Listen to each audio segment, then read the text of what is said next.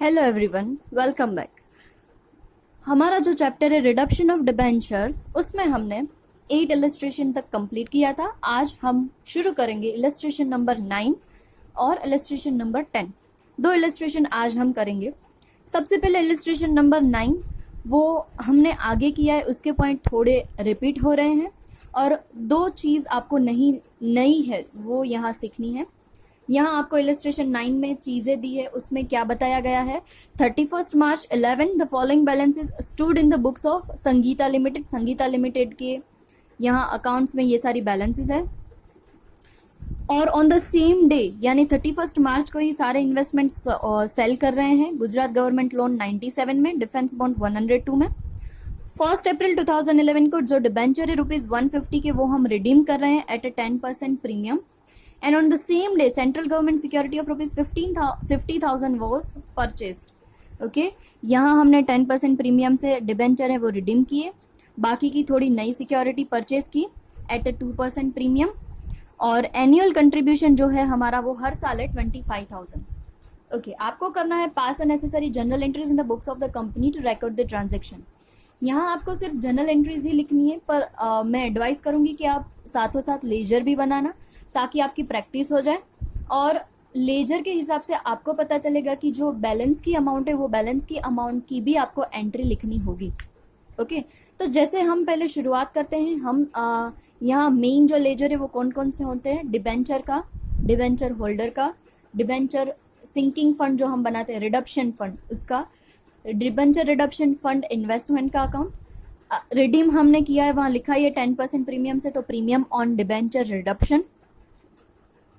और ये जो हमारे 5 हैं वो 5 मेन लेजर्स हम बनाएंगे और उसके बाद जर्नल एंट्री। आप पहले जर्नल एंट्री का फॉर्मेट बनाएंगे और जर्नल एंट्री के बाद ये सारे लेजर्स बनाएंगे, तो आपको पता चलेगा कि कहाँ कैसे करना है। जैसे कल मैंने आपको बताया था वैसे ही पहले हम जो सारी बैलेंसेस है वो सारी बैलेंसेस लेजर में कैरी फॉरवर्ड कर लेंगे। ओके, ये सारी बैलेंसेस है 31 मार्च 2011 की, तो वो सारी बैलेंसेस हम क्या कर रहे हैं हमारे बिजनेस में आगे लेके आएंगे। जैसे मोर्टगेज डिबेंचर्स की है 2,50,000। डिबेंचर्स हमारी लाइबिलिटी है, तो हमें पता है उसकी ऑलवेज क्रेडिट बैलेंस होती है, तो हम यहाँ लिखेंगे 11 March 31 by balance brought forward 2,50,000। Okay, second है debenture received on sinking fund investment, sorry interest received on sinking fund investment. हमें इंटरेस्ट मिला है, इंटरेस्ट का हम कहीं अलग से अकाउंट नहीं बनाते, उसकी एंट्री हमें पता है बैंक अकाउंट डेबिट टू। ये जो इंटरेस्ट है हम वो कहाँ लेके जाते हैं, रिडम्पशन फंड में। तो हम रिडम्पशन फंड में आएंगे और इंटरेस्ट की अमाउंट लिखेंगे bye interest on debenture redemption fund investment account ₹10,000। उसके बाद है discount on issue of debenture ₹25,000। Okay, मैंने आपको पहले भी बोला था डिस्काउंट ऑन डिबेंचर है वो क्या है, हमारी फिक्टिशियस एसेट है। प्रिलिमिनरी एक्सपेंस यानी जब हमने डिबेंचर इश्यू किए होंगे तब उतनी अमाउंट हमने कम ली होगी डिबेंचर होल्डर के पास। तो ये जो अमाउंट हम कम लेते हैं वो हम क्या करते हैं, अगर डिबेंचर 5 साल के है तो वो टोटल अमाउंट हर साल थोड़ी थोड़ी क्या करते हैं, राइट ऑफ करते हैं। ओके, तो इसकी अभी हम कहीं भी बैलेंस नहीं लिखेंगे, लास्ट में कैलकुलेशन करेंगे। उसके बाद सिंकिंग फंड की बैलेंस है 2,25,000, तो हमें पता है फंड है उसकी ऑलवेज क्रेडिट साइड बैलेंस होती है, सो बाय बैलेंस ब्रॉड फॉरवर्ड 2,25,000। उसके बाद 2 इन्वेस्टमेंट है, 9% गवर्नमेंट लोन और 10% नेशनल डिफेंस बॉन्ड। आपको पता है इन्वेस्टमेंट की ऑलवेज डेबिट बैलेंस होती है, so in debenture redemption fund investment account debit side आप लिखोगे बैलेंस ब्रॉड फॉरवर्ड। 2 टाइप के, दोनों हम इनर कॉलम में लिख देंगे। Gujarat loan ₹1 lakh and national defence bond 125। अब आप बोलोगे 2 अमाउंट है 140 और 125, तो आपने 125 क्यों लिखा, तो मैंने आपको पहले भी बोला है, फिर से रिपीट कर रही हूँ, और आप अपने मार्जिन में भी लिख के रखना कि जब हम बैलेंसेस है वो लेजर में लेके जाते हैं तो वो सारी बैलेंसेस कौन सी अमाउंट से लिखते हैं, जो परचेज प्राइस होती है उससे, फेस वैल्यू से नहीं लिखते। ओके, ऑलवेज परचेज प्राइस से ही लिखेंगे, तो 125 से ही हम लिखेंगे। सो टोटल हो गया हमारा 2,25,000। ओके, ये जो पहले हम कर रहे हैं बैलेंसेस ट्रांसफर, वो हमने ट्रांसफर की। दूसरा जो काम है मैंने आपको कल बोला था वो क्या होता है, डिबेंचर रिडम्पशन के लिए एंट्री करना। पर आप देखोगे यहाँ तो आपको डेट में थोड़े डिफरेंस दिख रहे हैं। देखो 31 मार्च को हमने सेल किया है और 1 अप्रैल को हम डिबेंचर रिडम्पशन कर रहे हैं, तो तो यहाँ स्टेप में थोड़ा क्या करना होगा, हमें चेंज करना होगा। पहले हम क्या कर देंगे, जो सेल की एंट्री वो कर देंगे, क्योंकि आपको पता है 1 अप्रैल से पहले 31 मार्च आता है, तो हमें सीक्वेंस में डेट के सीक्वेंस के हिसाब से ही चलना है। स्टेप्स है वो स्टेप्स ऐसे नहीं है कि इसी सीक्वेंस में करें, आप पहले भी कर सकते हो बाद में कर सकते हो, बट सारे स्टेप आ जाने चाहिए। तो हम डेट को कंसिडर करते हुए पहले हम सेल की एंट्री करेंगे। 31 मार्च को हम जो इन्वेस्टमेंट है वो सेल कर रहे हैं उसकी एंट्री। तो देखोगे तो गवर्नमेंट लोन 97 में सेल हो रही है और नेशनल डिफेंस फंड बॉन्ड्स 102 में। तो उसको लिए हम कैलकुलेशन करेंगे जैसे कल किया था।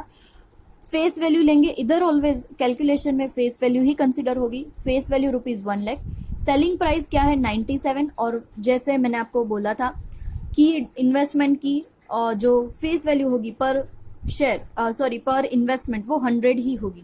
सो 97 डिवाइडेड बाय 100, तो आंसर आएगा 97,000।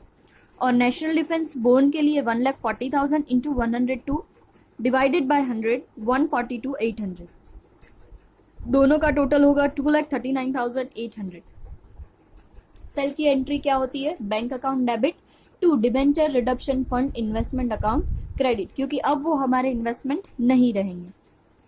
2,39,800। So debenture reduction fund investment में क्रेडिट साइड आएंगे, लिखेंगे बाय बैंक अकाउंट, और नीचे इनर कॉलम में लिखे दिखाएंगे कि गुजरात लोन की 99,000 और नेशनल डिफेंस बॉन्ड की 142,800। टोटल आ जाएगा 2,39,800। जैसे सेल की एंट्री करो उसी टाइम आपको सोचना है कि प्रॉफिट हो रहा है या लॉस हो रहा है। तो आप देखोगे कि जब आपने बैलेंस ब्रॉड फॉरवर्ड की थी तब अमाउंट थी 2,25,000 और सेल किया वो है 2,39,800, यानी डेफिनेटली हमारी जो बुक वैल्यू उससे हमें सेलिंग ज्यादा मिल रही है। तो दोनों का डिफरेंस है, वो डिफरेंस निकालेंगे 14,800। 14,800 हमारे लिए प्रॉफिट है।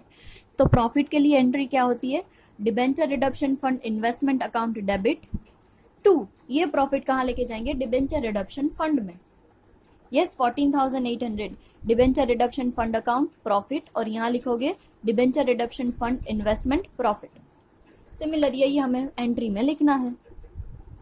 ओके उसके बाद जैसे हम करते हैं डिबेंचर रिडक्शन की एंट्री। डिबेंचर रिडक्शन के लिए एंट्री में पहले हमें देखना होगा कि कितने डिबेंचर हम सेल कर रहे हैं। तो आप देखोगे तो हम 250 टोटल है 250 रुपीज के, उसमें से सिर्फ 150 रुपीज के ही डिबेंचर सेल कर रहे हैं। ओके सेल यानी रिडीम कर रहे हैं।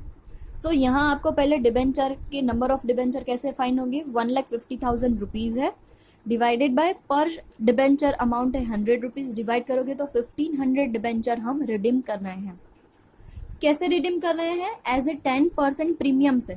देखोगे तो आपको पता चलेगा 10% प्रीमियम है, 1,500 इंटू 110, टोटल अमाउंट हमें रिडीम करनी है 1,65,000। उसमें से फेस वैल्यू का पार्ट है 150 और बाकी की जो अमाउंट है वो क्या होगी, प्रीमियम की। तो अब रिडम्पशन के लिए हम जो एंट्री करते हैं वो एंट्री क्या होती है, जो भी हमारी लायबिलिटी है वो हम डेबिट करते हैं, यानी mortgage 14% mortgage debenture account debit ₹150, debenture redemption premium account debit 15,000। Okay और ये दोनों अमाउंट किसको मिलेगी, डिबेंचर होल्डर को। तो to debenture holder account credit 1,65,000। अब इसका हमें पेमेंट करना है, तो पेमेंट के बारे में देखो, कोई कुछ ऑप्शन दे रहे हैं हम डिबेंचर होल्डर्स को, नहीं कोई ऑप्शन नहीं दिया, यानी कैश में ही पेमेंट है। तो पेमेंट हम कैसे करेंगे, bank debenture holder account debit 165 to bank account 165। अब इस दोनों एंट्री की हम क्या करेंगे, पोस्टिंग करेंगे। पोस्टिंग में पहले क्या है, 14% डिबेंचर अकाउंट डेबिट। सो यहाँ डेबिट साइड आएंगे, 14% डिबेंचर में लिखेंगे 1,50,000 और सामने जो क्रेडिट लेजर है उसका नाम लिखेंगे टू डिबेंचर होल्डर अकाउंट। दूसरी है प्रीमियम ऑन रिडम्पशन, तो उसका भी हमने अलग से अकाउंट बनाया है। तो प्रीमियम ऑन रिडम्पशन अकाउंट में डेबिट साइड आएंगे और लिखेंगे डिबेंचर होल्डर अकाउंट 15,000। ओके और टू डिबेंचर होल्डर अकाउंट, यानी डिबेंचर होल्डर अकाउंट भी हमने बनाया, उसमें क्रेडिट साइड आके दोनों का नाम लिखेंगे 14% डिबेंचर्स और डिबेंचर रिडम्पशन प्रीमियम। ओके और उसके बाद की एंट्री है जो हम पेमेंट करते हैं, debenture holder account debit to bank. So debenture holder account में आएंगे, डेबिट साइड लिखेंगे 1,65,000 टू बैंक अकाउंट। ये हो गया हमारा रिडक्शन और रिडक्शन के लिए पेमेंट। ओके, उसके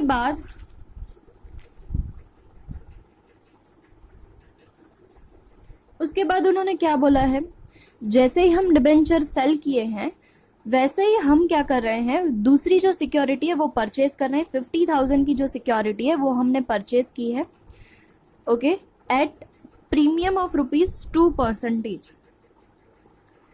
तो जैसे आपको पता है वैसे हम पहले उसकी परचेज की एंट्री लिखेंगे। परचेज की एंट्री क्या होगी, 50,000 तो उसकी क्या है, फेस वैल्यू है, पर हमने परचेज कितने में किया है, 2% प्रीमियम से परचेज किया है।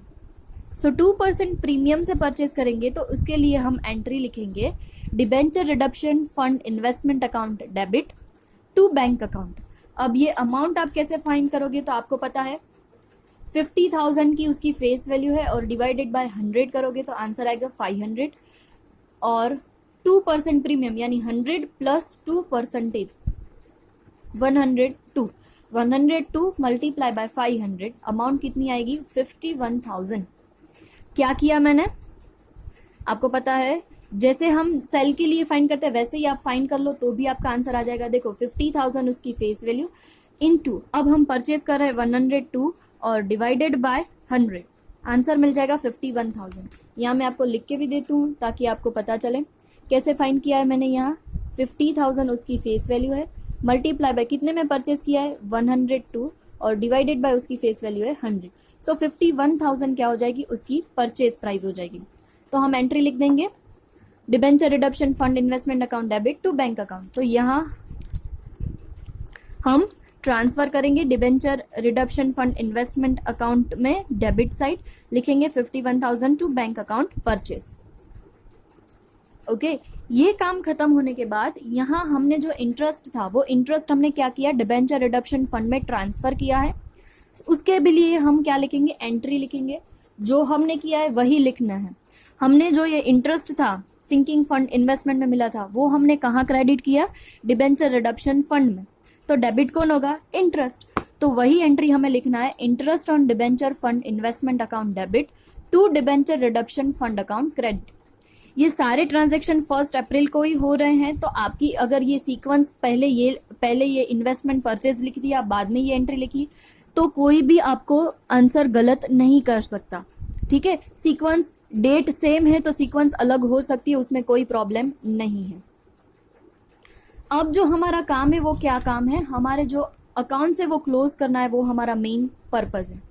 अब आपको पता है डिबेंचर का अकाउंट कंप्लीट बंद नहीं होगा क्योंकि हमने 250 में से सिर्फ 150 ही क्या किए हैं, रिडीम किए हैं।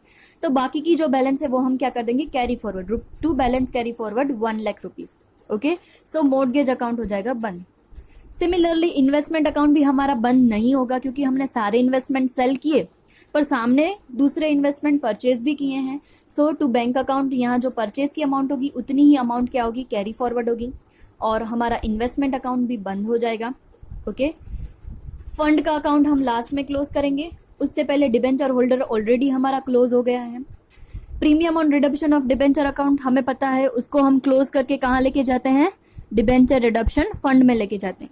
Yes, so premium on redemption of debenture account यहाँ क्रेडिट होगा, तो डेबिट क्या होगा, फंड अकाउंट।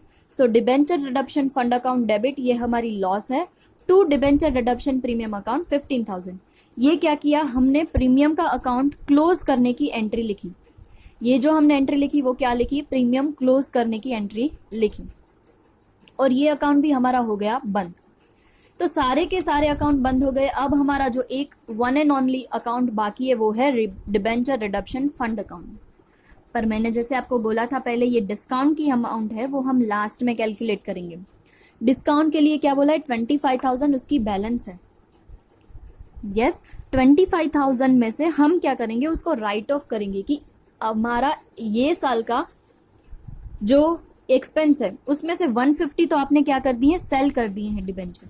तो अगर 150 के डिबेंचर सेल कर दिए तो उसका जो डिबेंचर डिस्काउंट का एक्सपेंस है वो भी क्या हो जाना चाहिए, राइट ऑफ हो जाना चाहिए। आप देखोगे तो यहाँ लिखा है as a debenture of ₹150, out of those 250 are redeemed. 250 में से 150 तो रिडीम हो गए हैं, तो उसकी जो अमाउंट है डिस्काउंट की वो भी क्या हो जानी चाहिए, राइट ऑफ हो जानी चाहिए। यानी जितने डिबेंचर रिडीम हो गए उसके रिलेटेड जो भी काम है वो खत्म हो जाना चाहिए। सो हम लिखेंगे 25,000, उसमें से सेल कितने किए हैं, only 150 out of 250। So 25 into 150 divided by 250। सो 15,000 की जो अमाउंट है वो क्या कर देंगे, हम राइट ऑफ कर देंगे। अगर आपको ऐसे नहीं आए तो आप ऐसे भी लिख सकते हो, टोटल 2,50,000 अगर डिबेंचर है तो यहाँ डिस्काउंट की अमाउंट कितनी है, 25,000। और अगर हमने 150 डिबेंचर रिडीम कर दिए तो 150 के लिए डिस्काउंट की अमाउंट कितनी होनी चाहिए। यस, तो आप करोगे 150 multiply by 25 divided by 2,50,000, answer आ जाएगा 15,000। ये 15,000 आप डिस्काउंट क्या कर दोगे, राइट ऑफ कर दोगे। और ये राइट ऑफ जो डिबेंचर रिडीम किए हैं उसके रिलेटेड ही है, तो ये हमारा लॉस है। सारी जो रिडीम डिबेंचर की लॉस है वो हम कहाँ लेके जाते हैं, डिबेंचर रिडक्शन फंड में, जैसे प्रीमियम लेके आए थे। सिमिलरली यही डिस्काउंट की अमाउंट भी हम कहाँ लेके आएंगे, डिबेंचर रिडक्शन फंड में से लेके आएंगे। सो डिबेंचर रिडक्शन फंड का अकाउंट डेबिट होगा ₹15,000 to debenture discount account. Okay, और अब यहाँ एक ये जो आपने एंट्री पोस्टिंग की है उसकी भी एंट्री आपको लिखनी होगी। क्या होगी entry, to debenture reduction fund account, जो हमने लॉस है वो ट्रांसफर की है to debenture discount account. Okay, अब उसके बाद है हमारा लास्ट में जो उन्होंने बोला था कि हर साल हम 25,000 है वो डिबेंचर रिडक्शन फंड में लेके जाते हैं। यस, तो ये जो 25,000 है उसकी हम हर साल क्या एंट्री करते हैं, P&L appropriation account debit 25,000 to debenture reduction fund account 25,000। So fund account में आएंगे, क्रेडिट साइड लिखेंगे 25,000 टू P&L अप्रोप्रिएशन, जो हमारा एनुअल इंस्टॉलमेंट ऑलवेज जो ट्रांसफर करते हैं वो। अब लास्ट में मैंने आपको बोला था कि डिबेंचर रिडक्शन फंड क्लोज होके कहाँ जाता है, जनरल रिजर्व में जाता है। पर यहाँ हमें रुक के सोचना होगा कि जो सारे डिबेंचर थे वो हमने सेल कर दिए, नहीं किए हैं। यहाँ डिबेंचर की बैलेंस है, तो जो डिबेंचर की बैलेंस है तो डिबेंचर फंड की भी बैलेंस आएगी, क्योंकि हमने सारे के सारे डिबेंचर रिडीम्ड नहीं किए हैं। तो क्या मतलब हुआ कि अगर डिबेंचर है हमारे पास तो उसके लिए फंड भी हमें रखना होगा। तो जनरल रिजर्व में कितनी लेके जाएंगे और फंड में बैलेंस कितनी कैरी फॉरवर्ड करेंगे, वो कैसे डिसाइड करेंगे। तो कल मैंने आपको क्या बोला था कि जितने भी डिबेंचर है वो रिडीम होते हैं उतनी अमाउंट हम कहाँ लेके जाते हैं, जनरल रिजर्व में लेके जाते हैं। यस, आपको याद है कल जो हमारा 4 लाख वाला सम था उसमें उतनी अमाउंट कम आ रही थी तो हमने P&L में से ले ली थी। यस, तो यहाँ हमें सिमिलर यही करना है। 150 के डिबेंचर रिडीम्ड हो गए हैं तो उतनी अमाउंट जनरल रिजर्व में लेके जानी है। अभी हमारे पास फंड है अवेलेबल तो पहले फंड में से लेके जाएंगे। ओके, सो एंट्री हो जाएगी हमारी debenture reduction fund account debit to general reserve account. क्यों? क्योंकि जितने डिबेंचर रिडीम्ड होते हैं उतनी अमाउंट रिजर्व में लेके जाना कंपलसरी है, ऐसा कंपनी का रूल है। तो ये जनरल रिजर्व में हम 150 लेके जाएंगे, ₹150 रिडक्शन फंड में डेबिट और टू जनरल रिजर्व। और अब जो बाकी बैलेंस बचेगी वो हम क्या करेंगे, कैरी फॉरवर्ड कर देंगे। तो ये थोड़ा इंपॉर्टेंट है, आपको याद रखना है। यहाँ डिबेंचर रिडक्शन फंड बंद क्यों नहीं हो रहा है, क्योंकि हमारे पास अभी भी थोड़े डिबेंचर बाकी है। जब तक सारे के सारे डिबेंचर रिडीम्ड ना हो जाए तब तक हम डिबेंचर रिडक्शन का फंड अकाउंट क्लोज नहीं कर सकते।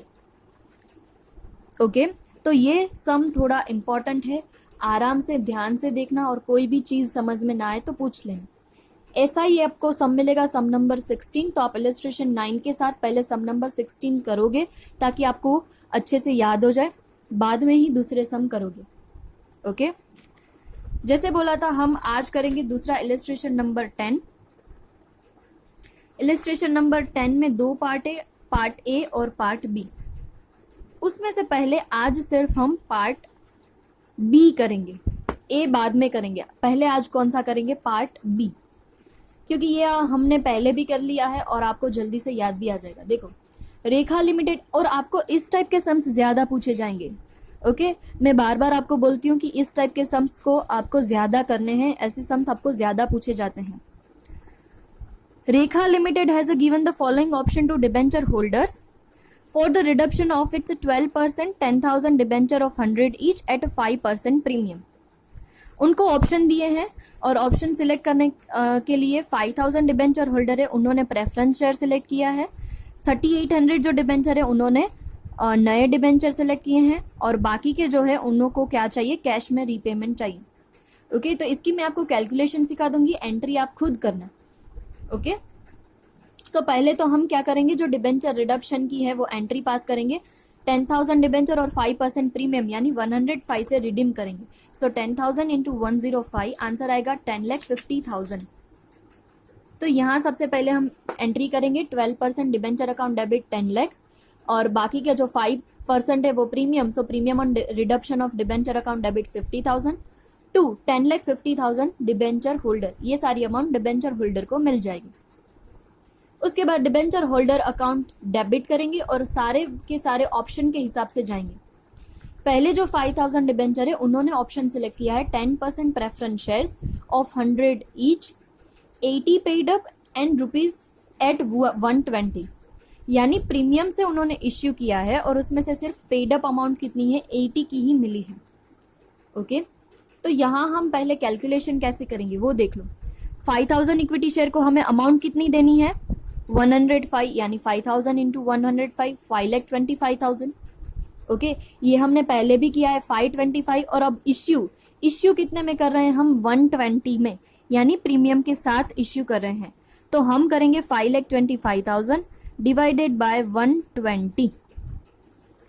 So number of preference shares आपको मिल जाएंगे 4,375। 4,375 यस ये हमें मिले नंबर ऑफ शेयर्स। अब उसमें हम बाइफरकेट करेंगे कि 120 में से 80 पेड अप है, 80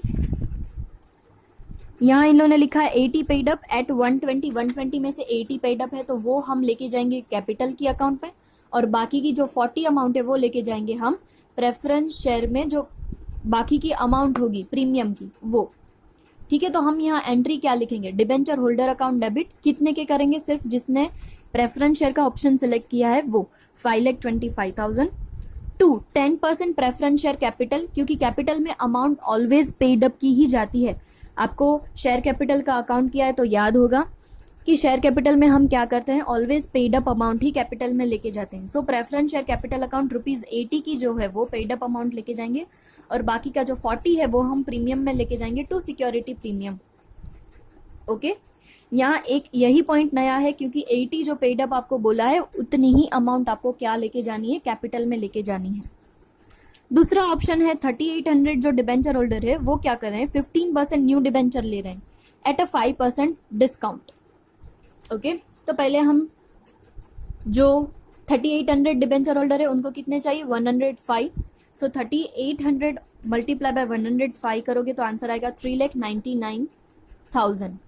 और हम क्या करते हैं, डिवाइडेड बाय उसकी इश्यू प्राइस। इश्यू प्राइस उन्होंने बोला है 100 में से 5% डिस्काउंट। यस 5% डिस्काउंट बोला है तो हम डिवाइड करेंगे 95 से। 3,99,000 टोटल अमाउंट हमें उनको देनी है, और डिबेंचर की इश्यू वैल्यू है 95। So total number of debenture अब मिल जाएंगे 4,200। 4,200 में से 100 रुपीज क्या है, उसकी फेस वैल्यू है, और बाकी की 5 रुपए की जो अमाउंट है वो डिस्काउंट की है।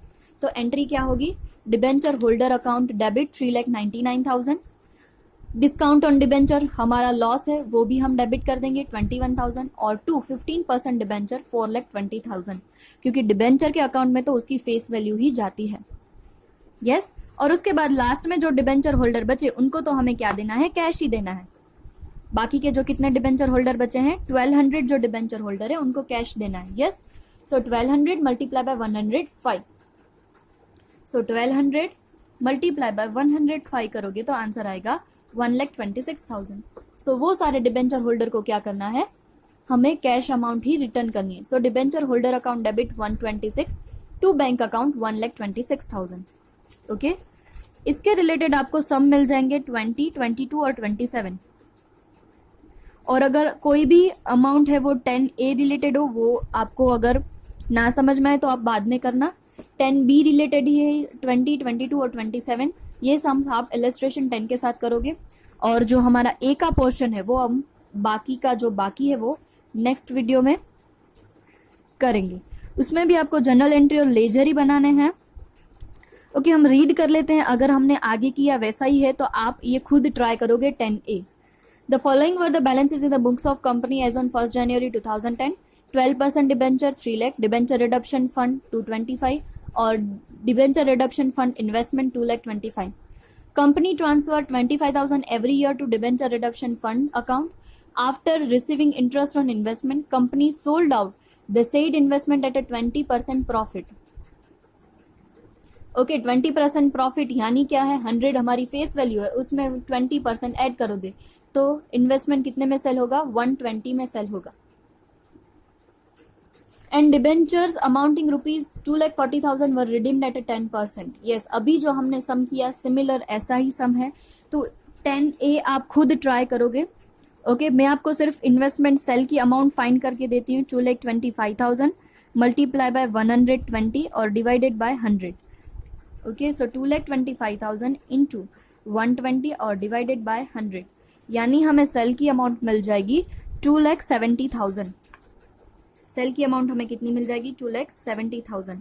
अभी जो हमने 9 सम किया वही सिमिलर ऐसे टाइप का सम है, तो ये 10th सम आप ए खुद ट्राई करोगे ताकि आपकी प्रैक्टिस हो और आपको समझ में आए कहाँ से कौन सी एंट्री लेनी है। और अगर आपको नहीं समझ में आता तो जब आप ये वीडियो देखो उसी दिन आप ग्रुप में मैसेज करना ताकि आपका डाउट क्लियर हो जाए। यहाँ 20% प्रॉफिट से इन्वेस्टमेंट सेल करते हैं तो वो क्या करना है, फेस वैल्यू 100 है, उसमें 20% ऐड 120। ओके, और यहाँ इंटरेस्ट की अमाउंट पहले से नहीं दी है, इंटरेस्ट भी हमें फाउंड करना है। इन्वेस्टमेंट में इंटरेस्ट मिल जाएगा, उसके बाद ही हम सेल करेंगे, ऐसा उन्होंने लिखा है। ओके, तो 10A आप खुद ट्राई करोगे, 9th जैसा ही है। 10th B मैंने आपको करवाया है, यानी आज हमने जो 2 इलस्ट्रेशन किए, इलस्ट्रेशन 9 और 10A और 10B। ओके, उसके रिलेटेड मैंने होमवर्क में भी दिया है 20, 22, 27 और इलस्ट्रेशन 9 रिलेटेड होमवर्क था सम नंबर 16। तो ये आप कंप्लीट करोगे। अगर कोई भी डाउट हो तो आप मुझे पूछ सकते हो। Okay, thank you.